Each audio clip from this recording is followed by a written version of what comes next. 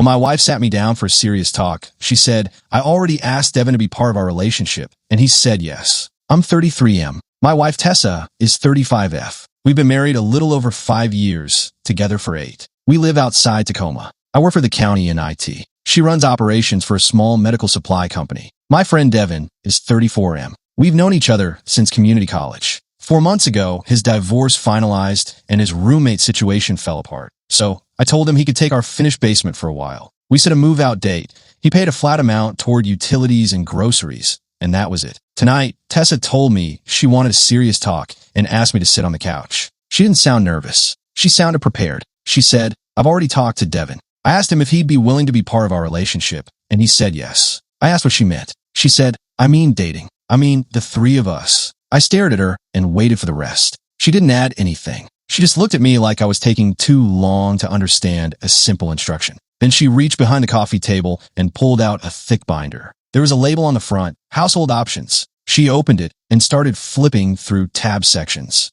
I saw headings like time, money, privacy, and communication. Under communication, she had printed out a set of rules in a bullet list. She said, I want this to be structured. I don't want secrets. I don't want anyone guessing. I asked if Devin knew. I didn't know. She said, he knows he didn't know yet. That's why I'm telling you now. I said, so you two decided this first, and now you're informing me. She said, we didn't decide everything. We decided we wanted it. The rest is logistics. Devin came upstairs before I could say anything else. He had been down there the whole time. He walked into the living room holding 2 mugs of tea, handed one to Tessa, and set the other on the table without offering it to me. Then he sat in an armchair on the other side of the couch, close enough that it was obvious he wanted to be part of the conversation. Tessa said, Devin, can you tell him what you told me? Devin said, I care about you. I'm not trying to take anything from you. I'm trying to add to what you already have. Tessa nodded and flipped to a page with a weekly grid. It wasn't color-coded. It wasn't even filled in. It was blank boxes with labels like dinner, overnight, quality time, and errands. She said, we can rotate this. It doesn't have to be rigid, but it needs to be clear. If it's vague, people get hurt. I asked her if she was listening to herself. She said, I am. That's why I'm doing it this way. Then she said, you've been exhausted for months. You come home and you go quiet. I'm still here needing a partner. Devin has been here and he's been present. He notices things. He talks. He helps. Devin said, I'm not competing with you. I asked, when did this start? Tessa took a breath and said, the weekend you went to Sacramento for the migration work. That was 7 weeks ago. I was gone Friday through Sunday. It was a mess, and I barely slept the whole trip. I asked if they slept together that weekend. Tessa said, no. Devin said, no. Tessa added, I'm not cheating on you. I'm telling you what I want so we can do it in a way that isn't lying. She flipped to another tab labeled Agreement and pulled out a printed document.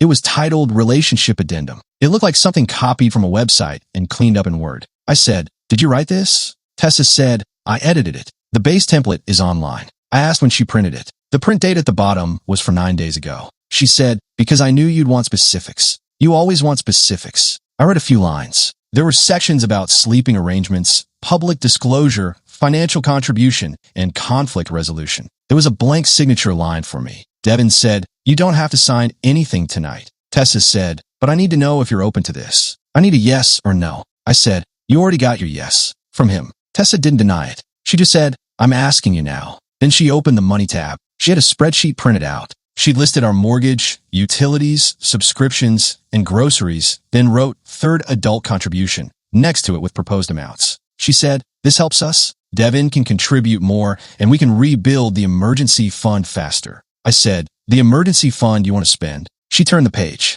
There was a quote from a contractor. She said, to make it workable, we need a door at the bottom of the stairs and a proper bathroom down there. It's still basically a guest space. If Devin is actually going to be a partner, he needs a real setup. The quote wasn't small. It was almost exactly what we had in savings after we paid off my car last year. I said, so you want to use our savings to renovate the basement so my friend can become your partner? Tessa said, not your friend. Our household. Our family. Devin said, it would make me less of a burden. I said, you are not a burden. This is not about a door. Tessa kept her voice even and said, you keep trying to make this about betrayal, but it's about honesty. This is polyamory. Consensual non-monogamy is where everyone explicitly agrees, and it's not the same thing as cheating. I didn't answer. I couldn't decide what part to answer first. She looked at me and said, we can do this peacefully, or you can blow it up. I said, you already blew it up. Devin leaned forward and said, I know this is a lot. I'm not asking you to be excited. I'm asking you to be fair. Tessa said, I'm asking you to be realistic.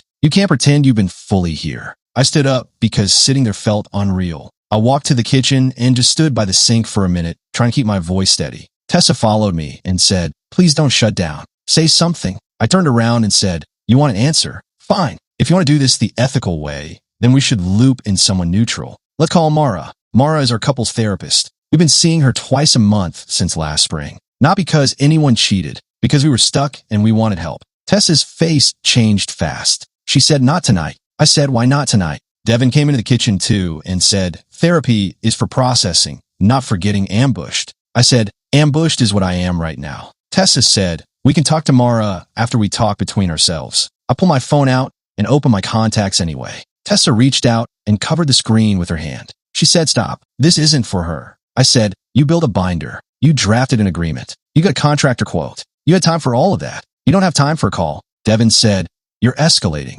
I said, no, I'm declining to pretend this is normal. Tessa said, if you call her, you're making it hostile. I looked at both of them and said, then it's hostile. I didn't call Mara. Instead, I call my older cousin Janine. Janine is 41. She's the person in my family everyone calls when something goes wrong. She's calm, direct, and she handles paperwork for a living. She picked up on the second ring. I said, can I come over tonight? She asked, are you safe? I say yes. I just need to leave my house. She said, pack a bag. Bring your documents if you can. Don't announce it. Text me when you're in the car. I hung up and walked past Tessa and Devin without explaining anything. I went upstairs and pulled a duffel out of the closet. I grabbed clothes, my work laptop, chargers, my passport, and the folder where we keep our house paperwork. I didn't take anything big. I wasn't trying to stage a move. I just needed to not be in that house. Tessa appeared in the doorway while I was zipping the bag. She said, what are you doing? I said, I'm leaving for the night. She said, running away is not an answer. I said, it's an answer for tonight. She stepped into the room and said, if you leave, you're telling me you don't care. I said, if you planned this with him and presented it as a done thing, you already decided what you think I care about. Devin was behind her in the hall. He didn't come in, but he watched. Tessa said, we can keep talking. I said, I'm not signing anything. I'm not agreeing to renovations. I'm not agreeing to you dating my friend while we are married. Tessa's voice got sharper. So if it's a no, I said yes. It's a no. She said, then you're choosing to end us. I didn't answer. I picked up my bag and walked downstairs. Tessa followed me to the front door and said, don't do something permanent because you're mad. I left. I got in my car and drove to Janine's place. I didn't read the text that came in while I was driving. I saw the screen light up over and over. I put my phone face down in the cup holder and kept going. Janine opened the door before I knocked. She didn't ask for details on the porch. She took my bag, pointed me toward the guest room, and said, sit for a minute, then you can talk. I sat at her kitchen table and finally looked at my phone. There were messages from Tessa that swung between calm and angry. There were messages from Devin too, mostly about how he respected me and wanted me to take time. Janine asked, did anyone threaten you? I said no. She said, did anyone stop you from leaving? I said no. She nodded and said, tell me what happened. I told her everything, including the binder and the renovation quote. Janine didn't react the way most people do when they're trying to be polite. She looked annoyed, not at me, at the situation. She said, okay, you're staying here as long as you need. Tomorrow, we make a list. Then she got up, opened a drawer, and took out her own phone. She said, I need to tell you something. This is going to make you angry, but it will also make you stop doubting yourself. She pulled up a message thread and slid the phone across the table to me. It was Devin, messaging Janine. From 2 months ago, he had asked if she knew anyone renting a room cheap. Then he asked if she could lend him money to bridge the gap because he was trying to get back on his feet. He wrote that living with me was tense and that Tessa understood him in a way I didn't. I scrolled. There were more messages. Devin said he felt stuck in the basement like a teenager. He said he was not sure how long he could keep living under my rules. He said Tessa had been talking about options and that he didn't want to mess up something good. Janine said, I didn't answer him after that. I didn't tell you because I thought he was venting and being dramatic. I didn't think your wife would join in. I sat there reading it again because it was hard to take in. Devin didn't just fall into something. He was laying tracks. I asked Janine if Tessa ever contacted her. Janine said one time, she asked if I thought you'd ever be open to an open marriage. I looked up. Janine said, I told her she should ask you directly, not test people. She changed the subject. That night, I slept in Janine's guest room with my phone on silent. In the morning, Janine made coffee and put a notepad on the table. She said, here's what we're doing today. You're not walking into that house alone. You're not arguing by text. You're going to speak to a lawyer this week. You're going to secure your accounts. And you're going to decide what you want, separate from what they are pressuring you to accept. I said, I don't even know what my options are. She said, Options come after you stop negotiating while shocked. Around 10 a.m., my phone rang. It wasn't Tessa or Devin. It was a guy from my work, Aaron. He said, "Are you okay?" I said, "Why?" He paused and said, "Devin posted something." I asked where. Aaron said, "Instagram and Facebook. It's getting shared." I hung up and opened Devin's page. He had posted a long message with a photo of himself sitting on the floor in the basement, looking down with a gym bag next to him. The caption said he was being forced out and that people who claim to be family will punish you for being honest. He didn't name me. He didn't name Tessa, but he described a married couple who took him in and then turned on him when he admitted he had real feelings for one of them. He wrote that he was choosing truth and that he was homeless again. He wrote that he never meant to cause a problem, but that love is not something you schedule by rules set by insecure people. The comments were already full of sympathy. A few people I recognized from our wider friends circle chimed in, asking if he was okay and offering couches. My hand started shaking and I started typing a reply. I typed 3 sentences, deleted them, typed again. I want to post screenshots. I wanted to explain the binder and the contractor quote and the date on the relationship addendum. Janine took my phone out of my hand and put it face down on the table. She said, "No." I said, "He is lying." She said, "He is performing. If you respond in the comments, you become part of his post." I said, "So I do nothing and let everyone think I'm the problem." Janine said, "You handle it like an adult with a paper trail. If anyone who matters asks you directly, you answer simply. Otherwise, you let your lawyer do the talking." While we were sitting there, the doorbell rang. Janine looked through the window beside the door and said, "It's your wife." My stomach tightened. Janine didn't ask me what I wanted to do. She said, "Stay here," and walked to the door. I stood in the hallway where I could hear. Janine opened the door. Tessa was on the porch holding a slim folder. She had her hair done, and she was wearing the blazer she wears to work meetings. Tessa said, "Hi, I just want to talk." Janine said, "He doesn't want to talk right now." Tessa said, "He left without resolving anything. This is our marriage." Janine said, "This is my house. You can leave a note, or you can leave." Tessa held up the folder and said, "I brought something for him. I found some articles and some guidance on how to do this in a healthy way." Janine said, "I'm not taking it." Tessa said, "Can you please just tell him I'm willing to compromise?" Devin is willing to compromise. We can set boundaries.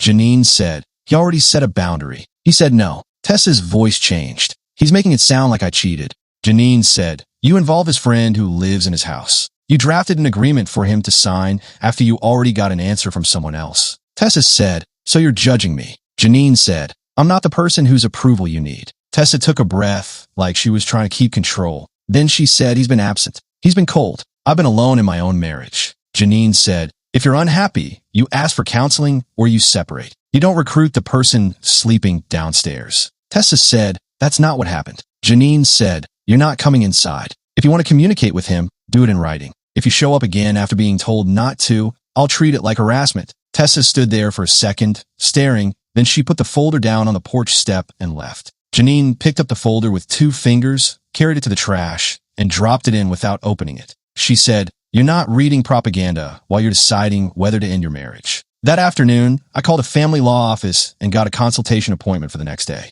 Janine sat with me while I listed what I knew: the house, our joint account, my retirement account, her retirement account, and the fact that Devin had been a tenant in our home with a loose agreement. When I got back on my phone, Tessa had sent a new set of messages. She wrote that I was humiliating her by leaving. She wrote that Devin was packing because your cousin made us feel unsafe. She wrote that if I didn't come home, she would tell people the real story. Then Devin texted me directly. I didn't want it to go public, but people noticed I was leaving. I had to say something. I didn't respond to either of them. The next day, after I met with a lawyer, I did 3 things. First, I opened a new checking account in my name only and moved my paycheck deposit to it. Second, I changed my passwords, including the email tied to our bank logins. Third, I texted Tessa 1 message. All communication goes through my attorney. I'm not discussing Devin or any relationship changes. That night, Janine came home from work and said, "Your friend's circle is splitting." I said, "I already assumed that." She said, "A few people reached out to me.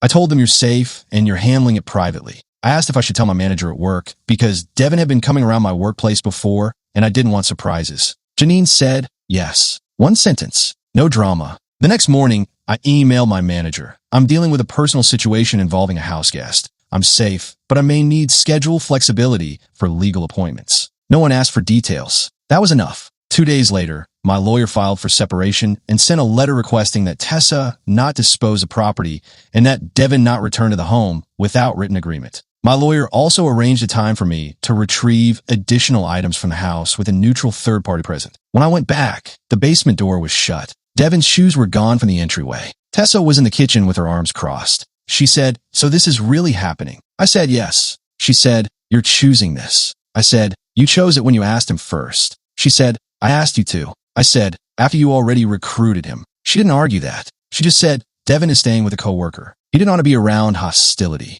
I didn't respond. I went upstairs, got the rest of my documents and personal items, and left. A week after that, Devin posted again, this time saying he was done being misunderstood and that he was moving forward. People stopped tagging me. The attention moved on. Tessa tried to call twice. I didn't answer. The divorce took months, but it stayed straightforward. We sold the house and split the proceeds under the agreement my attorney negotiated. Devin never moved back in. Tessa and I no longer speak directly. I do not have contact with Devin now. I blocked him everywhere after he posted the basement photo. I was done after that.